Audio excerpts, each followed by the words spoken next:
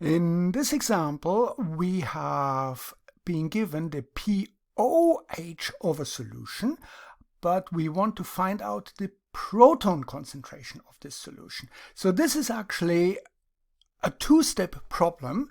So we first need to find the pH, so we need to convert the pOH into the pH of the solution, and then we need to convert the pH into the concentration of the protons.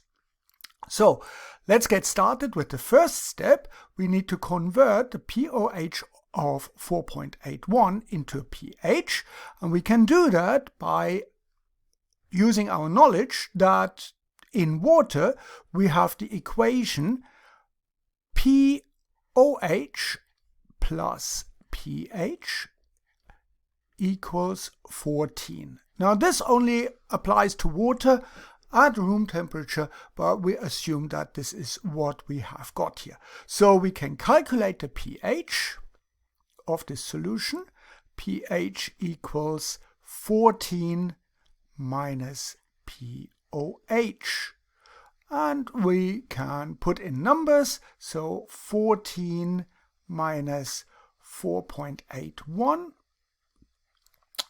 equals a pH of 9.119. So that's the pH of this solution. And now we need to convert the pH into the proton concentration. And we know the definition of the pH, so pH equals the negative log to the base of 10 of the proton concentration.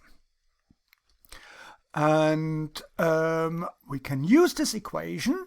What we can do is we can write it the other way around. So we can write it as negative log 10 of the proton concentration equals pH. And we bring the negative sign to the other side, and we would get log to the base of 10 of the proton concentration equals negative pH. And now we need to get rid of this log 10, and we can do that by taking both sides 10 to the power of. And that's 10 to the power of because we've got the base 10 here. So what we've got on the left-hand side would be 10 to the power of log proton concentration equals 10 to the power of negative pH.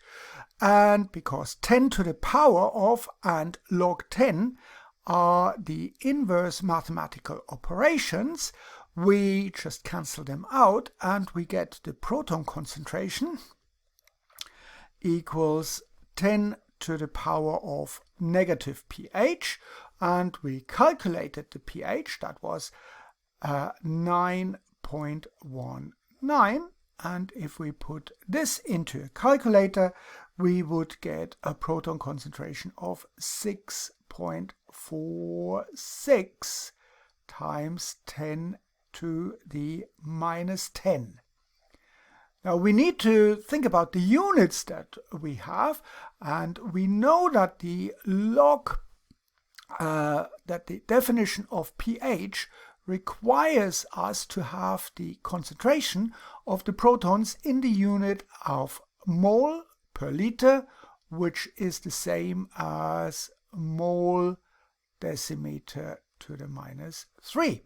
So we would get here the proton concentration mole decimeter to the minus 3, or we just simply can write mole per liter, or abbreviated with this capital M.